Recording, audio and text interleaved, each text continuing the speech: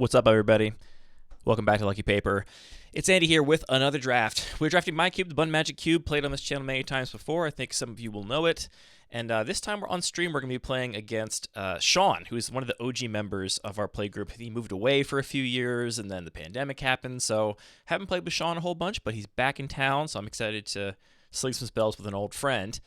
We're playing my cube. I did put a new, somewhat spicy package in here. So I'm trying out Winota. I want to see if this can be like a cool high reward build around in some combination of red-white. I think most of the time you're not going to be an actual straight-up red-white deck. You'll be, Naya or something. But basically what I did is I went through and I added Winota, obviously, and then I made some like-for-like cuts. I cut cards that were fine, like, a Flicker Wisp, and just added a Blade Splicer instead, because that's a human you can hit off Winota that also makes a token that then triggers Winota again. So that's kind of cool. Also added his card Deathgreater's Champion from the new Commander set, which I'm really excited about. I think that card is very cool and has a lot of potential. Also a human. I'm even adding Doomscar Warrior here, which is another human, more expensive, blah, blah, blah, blah, blah. So that's a lot of what's going on here is the Winota package. And I'm also testing out some cards from March of the Machine. So those March of the Machine tests are in here. I'm kind of excited about Thalia and the Gitrog Monster. I want this card to work. And I want it to turn on like a cool lands matter deck that can somehow actually make that thing come together. I was looking at Abzan. I drafted Goldfish drafted a deck that I thought was pretty interesting that was like an Abzan lands matter deck. And Thalia and the Gitrog Monster played in that deck. So I'm hoping that can actually also come together as well.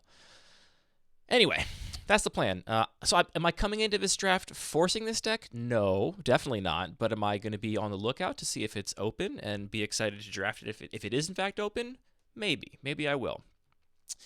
We're still waiting on a couple of our drafters here. We got a few minutes. Maybe I should have started this video so early. We got a few minutes before we're going to be able to launch here. Let's see. What else can I talk about while I've got you here? Because I'm not going to edit this video. We don't edit here. That's too much work. I guess for those of you that are not familiar with the cube, this is my primary cube. It is a powerful, eternal 360 card cube that is very low curving and very efficient and plays in very small games in the Sam Black definition of big and small games. So you got to really prioritize things that are going to operate well in that sort of context. Another card I'm interested in playing here is the Fairy Mastermind. I don't know how I feel about this. I'm not immediately in love with this, but I think it has some potential and could be cool. And what I really hope is that if it is cool, I can get over the line into actually playing Spellstutter Sprite, because I have Fairy Mastermind, Fairy Vandal, Vendilion Click, and also like Bitter Blossom. So I think honestly with those, you could get there maybe with a Spellstutter Sprite, which, I mean, there's a lot of 1-drops in my cube. It might be okay enough just countering 1-drops, but I would certainly want at least the option to occasionally counter something bigger. Yeah, that's the plan. Let's see, who are we missing still? I think we're just missing our guest, Sean. So as soon as he gets on here, we should be good to go. Also, I discovered that cool checkbox I mentioned in the last draft in this cube where you can actually have it match card versions. So now these are going to be the actual versions I have in my cube. Very cool feature. We'll love to see that. What else is there to say? I cut the Emery package. I really wanted that to work, but I had a deck that was kind of the perfect Emery deck in that I had Urza Saga, I had artifacts to recur, but still didn't really want Emery. It was too slow, too clunky, having to untap with it. Ugh. I want it to work, but I don't think it does. So far that artifact deck just has payoffs in the form of Third Path Iconoclast and Urza Saga and stuff like that. But that's fine. That'll get us along. Drafters talking about how excited they are. You love to see that. All right, we're just waiting on our special guest, who's never used a online draft thing like this before, so hopefully they will not have any issues. Fingers crossed. Who is Famine? I'll look at my list of the confirmed drafters here. People use different usernames at different places. It always throws me off. Anyway, how are you doing, YouTube? Are you well? I hope you're well. I was afraid that if I started too late, I wouldn't have time to do an introduction before the draft began. And so I started maybe a little bit too early this time, and now I gave myself too much time. Now it's like you're, you know, that when you're on stage and you got nothing to say and everyone's looking at you. That's what it feels like. That's what it feels like right now. Oh, I did discover Theo, friend of the show Theo, told me that you can actually review your drafts on Draftmancer in a like visual way with all the cards laid out. It looks like that's our 8th list. As soon as the word Sean appears here, we're gonna fire this pod. Let's see. Or maybe if Sean texts us and says he's ready to go, that's the other option. There we go. Put his full God-given name in. All right, here we go. We are drafting. So, this pack, Uro jumps out at me here as a clear power outlier. I think the next best cards are like Seasoned Pyromancer, Stoneforge Mystic if you get to build around it. Wrath of God is obviously really important in the deck that wants Wrath of God, but this is a very easy Uro for me. It's not particularly close, I don't think. Yeah, so if we end up playing, starting on Uro, it's pretty unlikely we're going to be playing that Winota package because that would put us in a solid 4 colors. It's not impossible, but you know, pretty unlikely. But that's okay. We're not gonna get married to our first pick. We're just gonna take it and see what comes our way. I do love Uro though, even though it gains life, which is the thing I historically don't love. I just really enjoy Uro. I'm glad everyone seemed to like the draft review video with Zach, by the way. And I think I'm going to try to do more of those, especially now that Theo has pointed out to me that that is quite easy to do. Okay, so this pack, I think even if I didn't already have Uro, the pick is between, I think, Dismember and Noble Hierarch. And I think I'm going to take Noble Hierarch, though it is worth noting that I think Dismember is even a little more valuable in the like blue-green base decks because those decks often have the least interaction, and this being a colorless removal spell is really valuable there. But I think I have to take Noble Hierarch here. I really love the Hierarchs as Mana Dorks. I think arguably Mana Dorks have gotten, you know, weird in terms of their power level in my cube, but I still think they play really well. That Exalted trigger really matters when it comes up. So, taking that.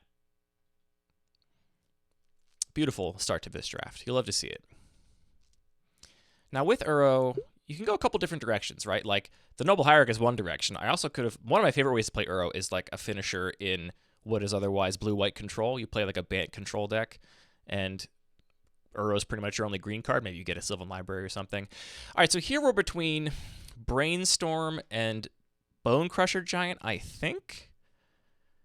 Bone Crusher puts us in a 3rd color, so I think we just take Brainstorm, but in a vacuum... I mean, Bone Crusher Giant's a really messed up card.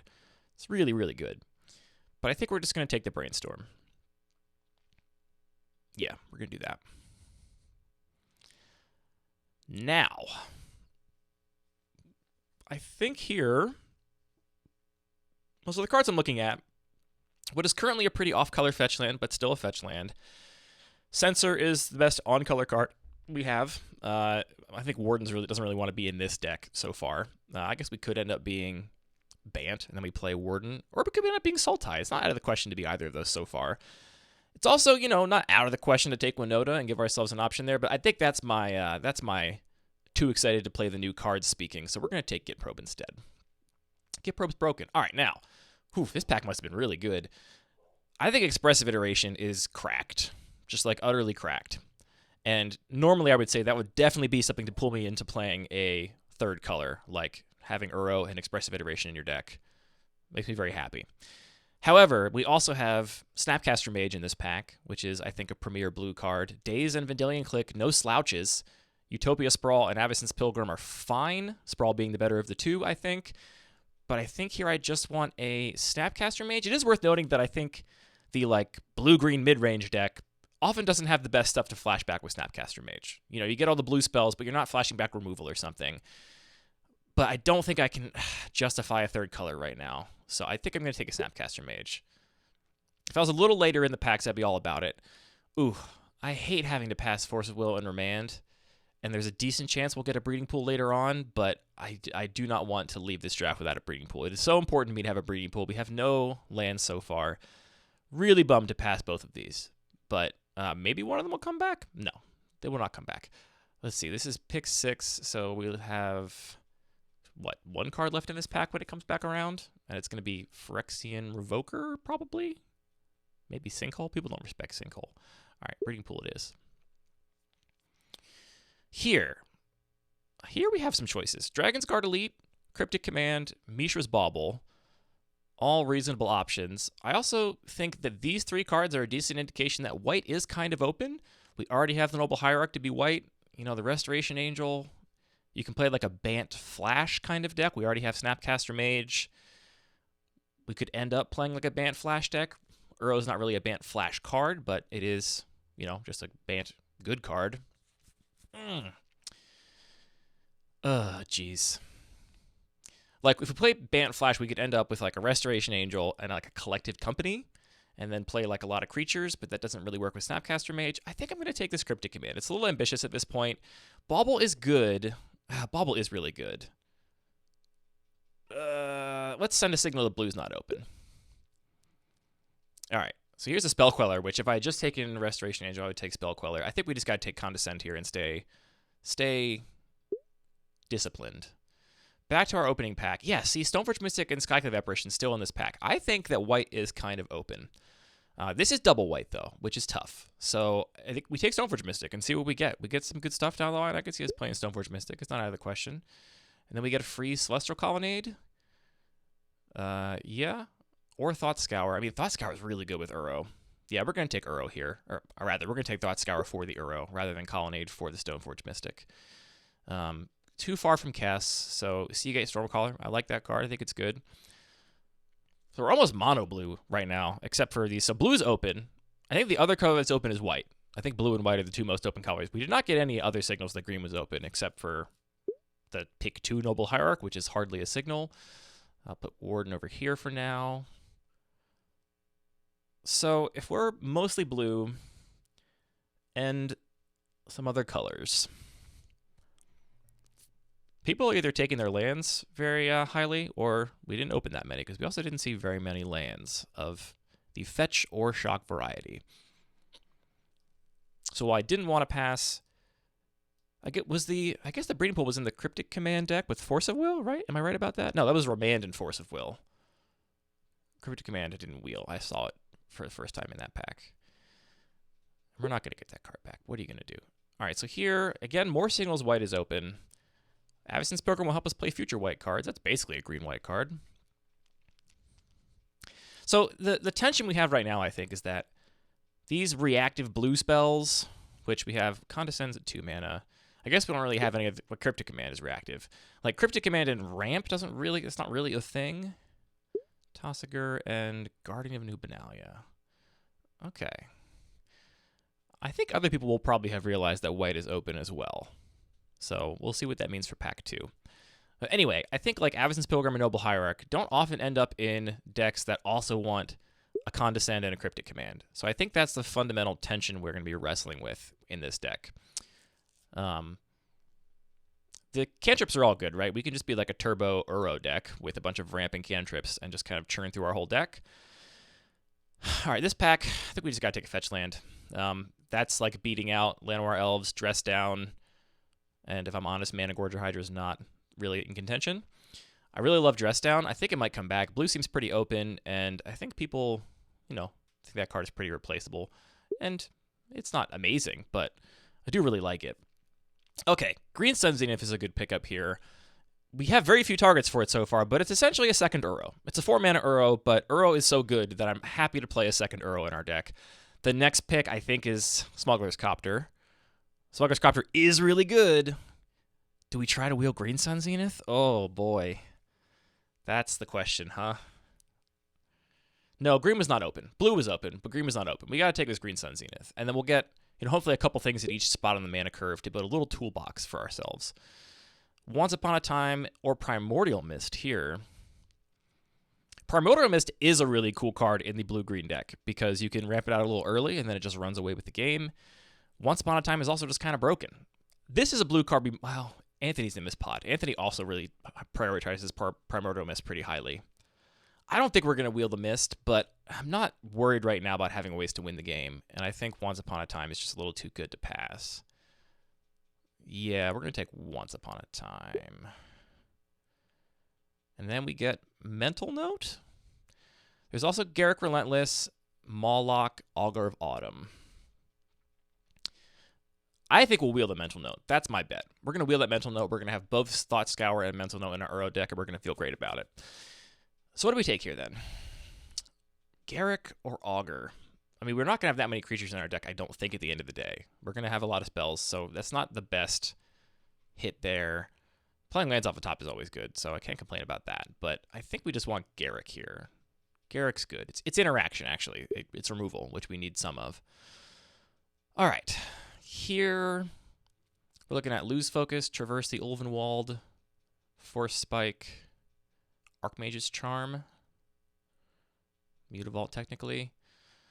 I don't know how good counterspells are going to be here. We're going to be tapping out for things like Uro and Garruk on our turn. Green Suns for Uro most of the time. So I don't know how good those cards are. Let's put Gitaxian Probe over here. That's a 0 mana spell. Charm is so many blue pips, and so far mana fixing is not great. Like, so far we're not really excited about this Cryptic Command.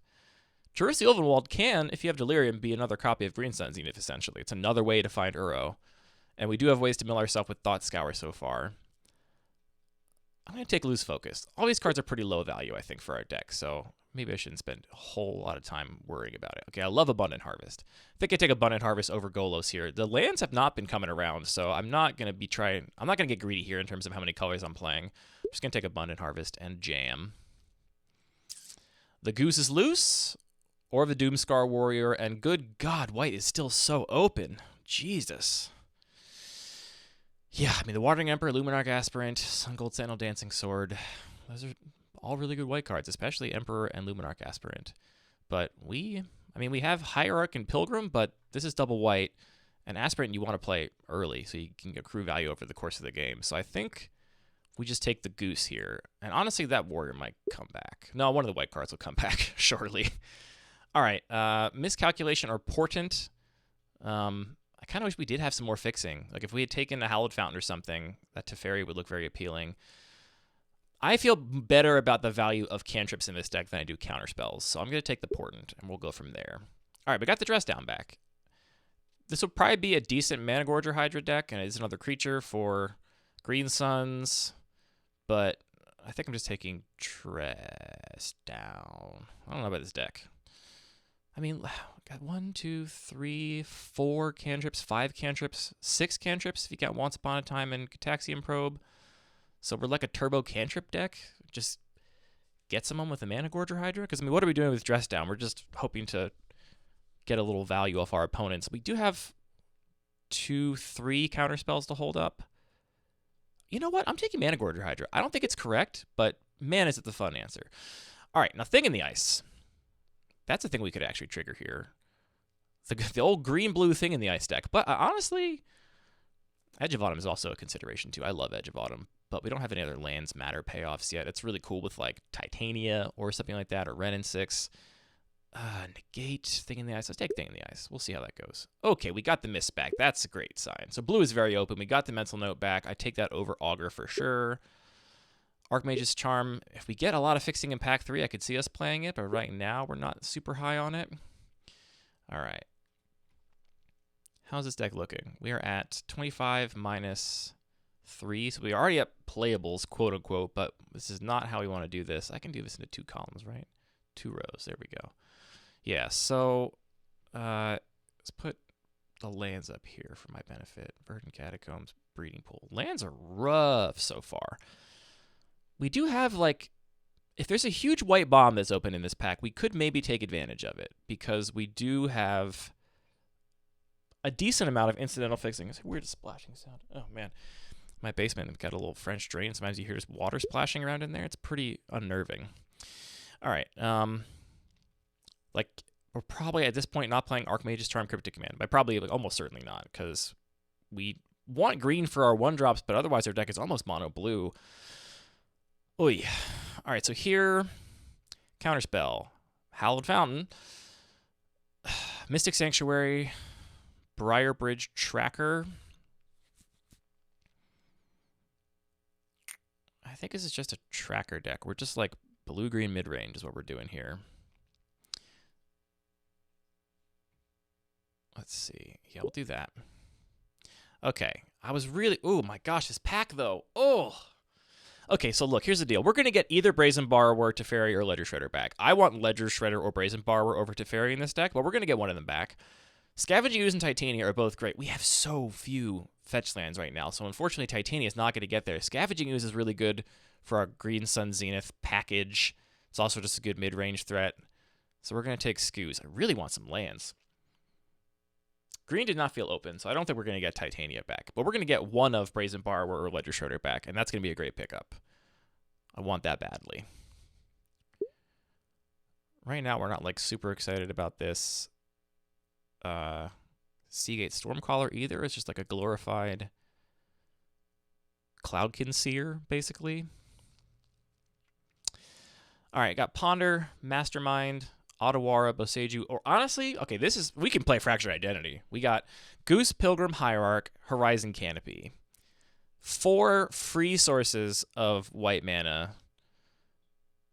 Easy.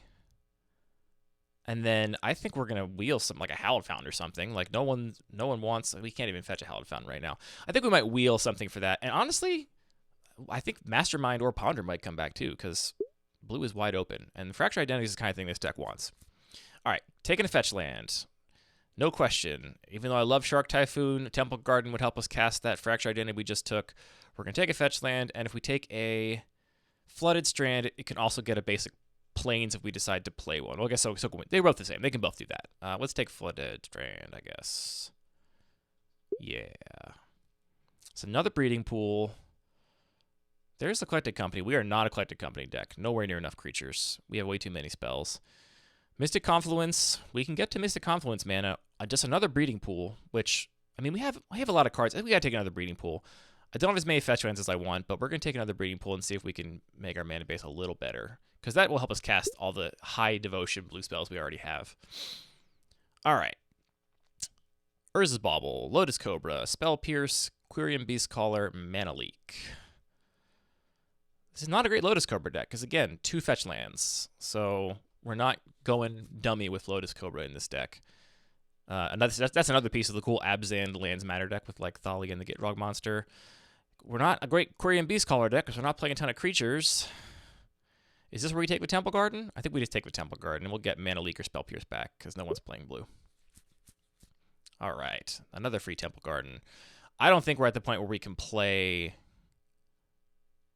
a 6-mana Elspeth, unfortunately. But we can play an Opt or a Spell Snare, and I think I like Opt. We're kind of like a Turbo Uro pile, I think. Another Breeding Pool, a Serum Visions, a Wild Growth. I'm going to take another Serum Visions. This is making our like Thing in the Ice better. It's making Snapcaster Mage, Seagate Stormcaller better. Yeah, I'm going to take Serum Visions. I'm not sure how this deck is going to end up built at the end of the day. All right, we did get a Hallowed Fountain too. So, uber free White Splash, I think. It's probably better than... Oh gosh, how good are counterspells in this deck? If I just say I don't want to play reactively and cut like... What I'm at right now, this is 33, so 10, 16, 20, 23. This is 25 playables, non-land playables, not counting Once Upon a Time and Gitaxian Probe. Which of these are my least excited about playing right now? I think like Condescend and Lose Focus have to be in the discussion. Archmage's Charm, I mean, gaining control of something worth mana value 1 and drawing 2 cards are both good modes on that as well, so we don't have to necessarily hold up mana to get value off of that. All these cantrips are going to go great for feeding Uro. We're a really good Mana Gorger Hydro deck, if such a thing exists. The card is admittedly not a great card, but I really want it to be cool, so I'm going to do it. God. I'm taking this Hallowed Fountain. Maybe that was supposed to be a counterspell pick. I didn't do it. Now we have perfect white mana fixing, though. Wow, we didn't get Shredder or Brazen Borrower back. That's a bummer, but we can take Teferi, and Teferi is definitely a win condition. We have a lot of cantrips, so we're like a Xerox deck, I guess. Otawara is great. Lovely little pickup. We get a free Temple Garden because we can't cast any of these other spells. Then Mystic Confluence or Fairy Vandal. We can definitely proc Fairy Vandal a lot. We have a lot of ways to draw extra cards. Even just like kind of as a combo with Uro. The question is, do we need another threat? Let's put all the things that could potentially kill our opponent up here so we get a little better sense of our threat breakdown. And then these are like answers and grease to make the engine run. I would have loved to have picked up like a 4 drop or 1 more 2 drop green creature for Green Sun Zenith. I think we have enough card advantage. I honestly want to play Fairy Vandal. I want another threat. Spell Pierce, sure. Water Grave, sure. This deck's kind of funky. It's not the best, I don't think, but let's see how the build goes. Okay, so 11, 5, 16, 20, 23. So we're at 26 cards right now. We need to make some cuts. And as of right now, if we're cutting all the counter spells, this puts us, I mean, we have so many cantrips. Brainstorm, Mental Note, Op, Thought Scour, Portent, Serum Visions, Abundant Harvest. 1, 2, 3, 4, 5, 6, 7 cantrips. 1 mana cantrips. Which is makes honestly all of our threats really good. Scavenging Ooze doesn't really work with those, but Scavenging Ooze is just in here for our Green Sun Zenith package. How good is the ramp here? I still really like Hierarch, again, for the Exalted trigger.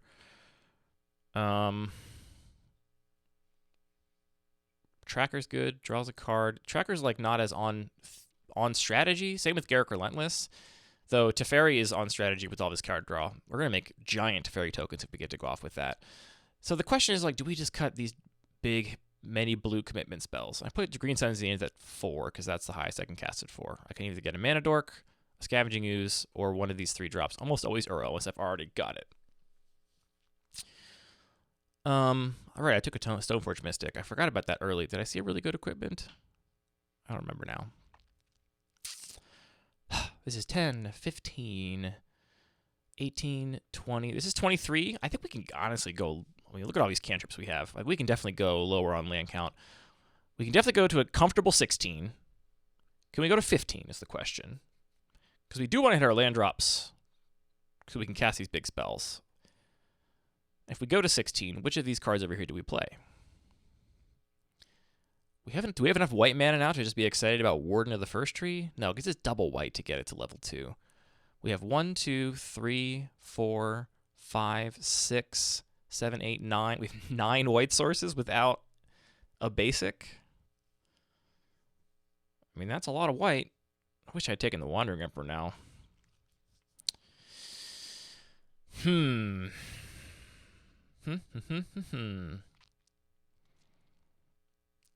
It's a very weird deck.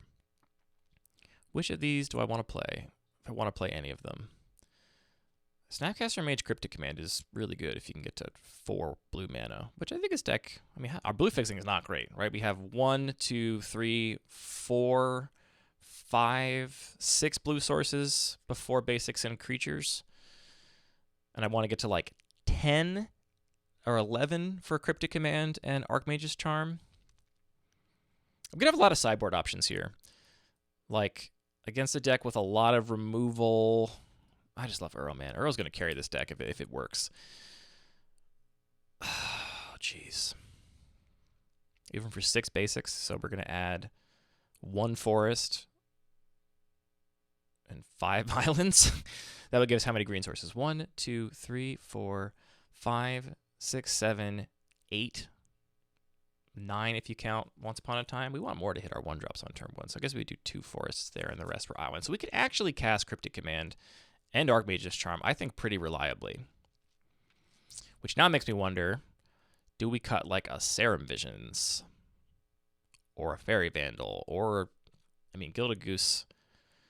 Gilded Goose can also just be like a mana sink to gain a bunch of life. Card can do stuff. It definitely can get there. Seagate Stormcaller?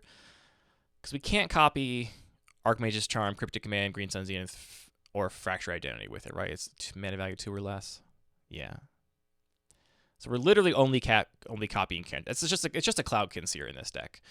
It'll feel really good with like Thought Scour or Mental Note, because it'll find Uro pretty quickly, or it will give us a lot of resources to escape Uro if we already have it. But I think maybe the cut is Stormcaller.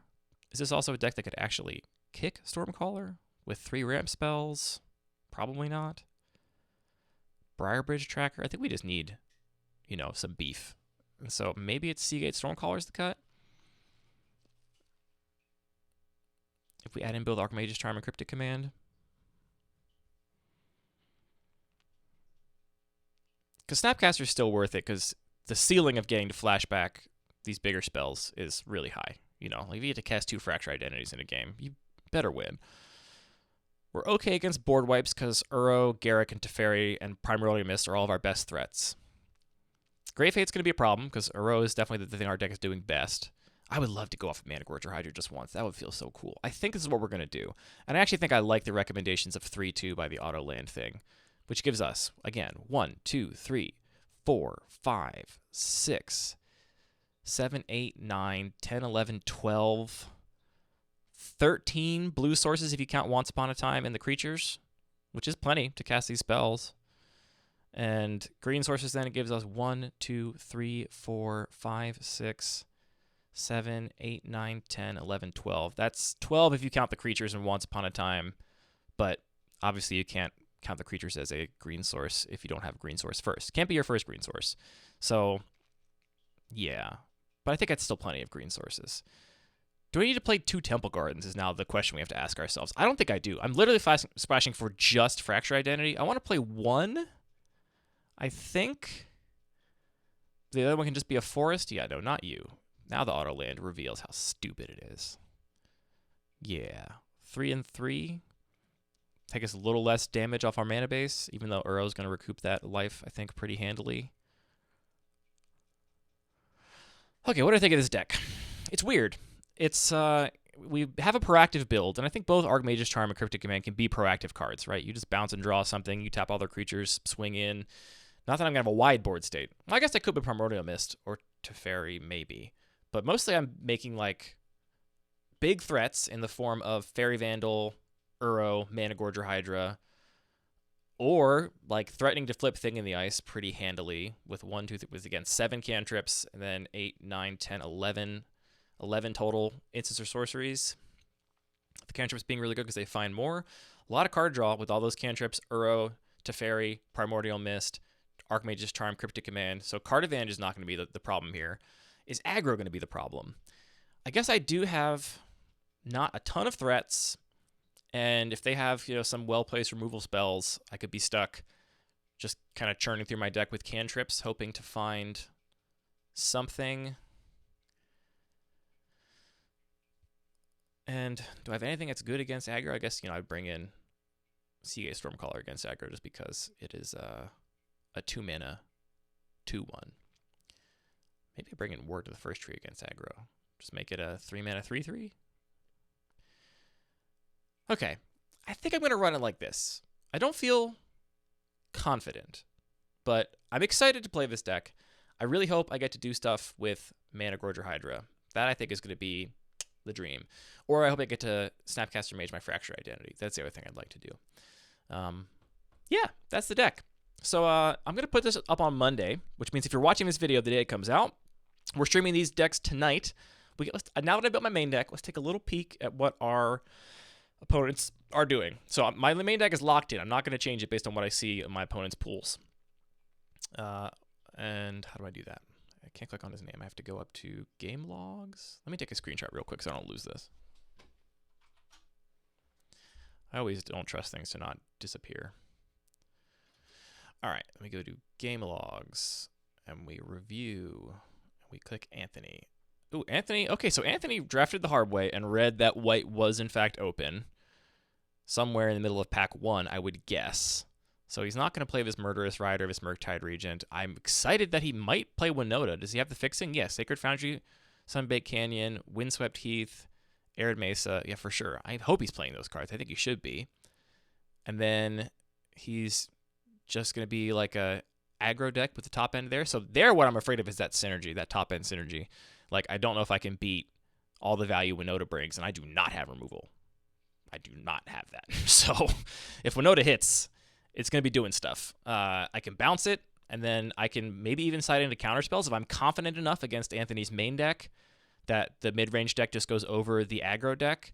Then maybe I bring in counterspells because this is the only problem card, but we'll see. I really hope we get to see both Wildfire Awakener and Winota do stuff. And now what is Sean doing? Sean, there we go. Blue-red spells. All right.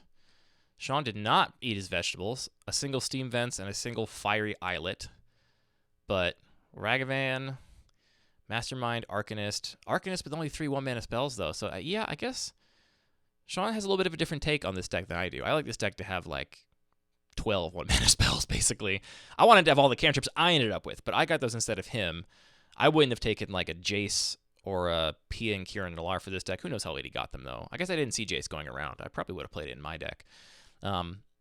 Sick. All right, well, how much removal does he actually have? Firebolt, Forkbolt, Magma Jet, Prismari Command.